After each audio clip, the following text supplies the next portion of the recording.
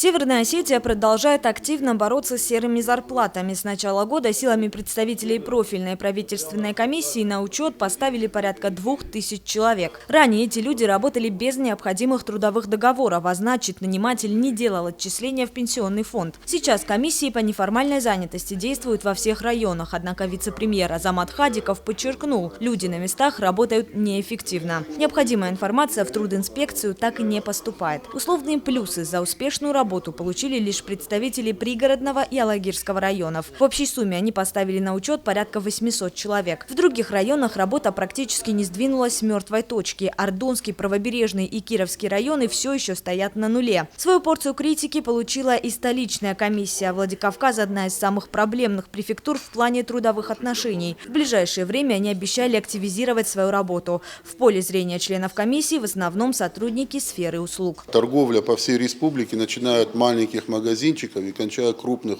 и крупнейших торговых центров, это одно направление. Кроме этого, система бытового обслуживания. Это не только парикмахерская, это вся сфера, и швейные, и массажные, и бани, и парикмахерские те же. Это сфера транспортных услуг.